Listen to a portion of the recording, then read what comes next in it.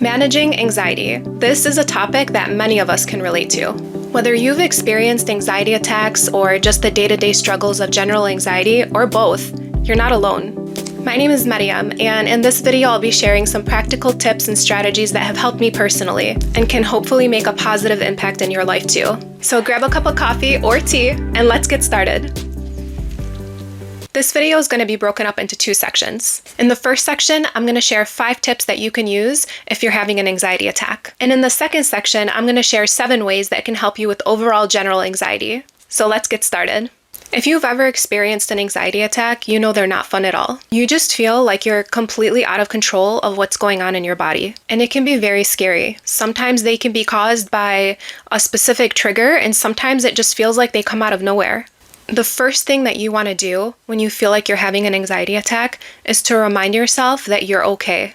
Remind yourself that you're safe, you're okay, you're not in danger, and this is going to pass.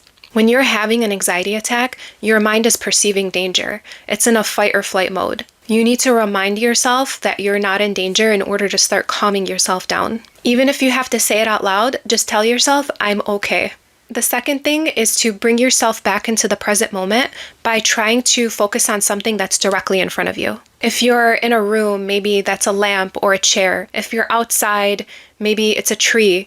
By focusing on something that's directly in front of you, you're shifting your mindset, and it will help your brain to start to calm down because it's going to realize that you're not really in danger. And once you calm your mind, your body will follow suit.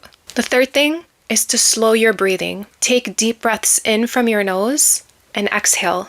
Do this a few times. By taking really slow, intentional breaths in and out, it's going to help regulate your nervous system.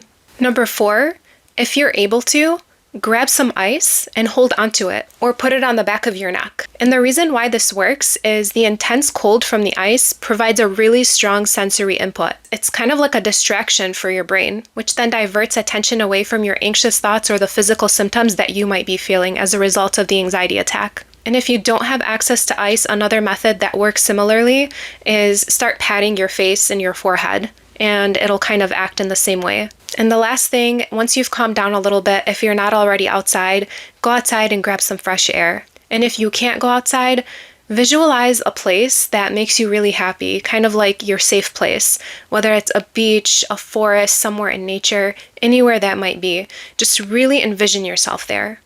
And now for the second section of this video, we're going to talk about overall general anxiety relief. Now, these 7 methods have helped me tremendously. Number 1 is movement. Whether it be working out, going to the gym, lifting weights, running, walking, kickboxing, dancing, whatever it is, movement is going to help you with your anxiety so much. When you're working out, when you're running, moving your body, it releases endorphins, which are neurotransmitters that act as natural mood lifters. Exercise is also known to help regulate stress hormones such as cortisol. And it's also known to promote better sleep, which is so important when managing anxiety.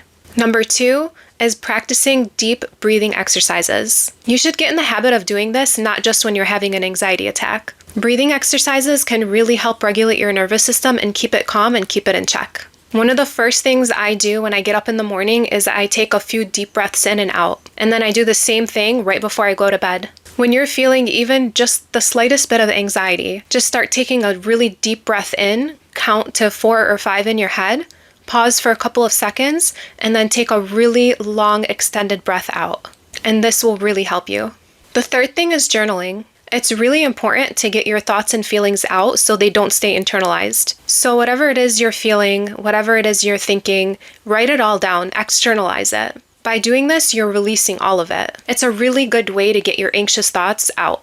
And by journaling, it also gives you a chance to just sit with your anxiety. As counterintuitive as it may sound, it's actually good to sit with your thoughts and try to understand them. Don't think of anxiety as this bad thing. It will only make it worse. Sit with your thoughts and just watch them. And to remind yourself that just like how life has its ups and downs, it's the same thing with your anxiety. They're going to come and go. Remind yourself that you're safe and that you are not your thoughts. The thing is, when we try to distract ourselves all the time as a way to escape from our anxiety, all it does is keep building and building inside of us, which is why it's good to sit with your thoughts and sit with your anxiety and try to observe it. Observe it as if it's something that's just passing through. Let it come and then just let it go. And I think journaling is a really good way of doing just that.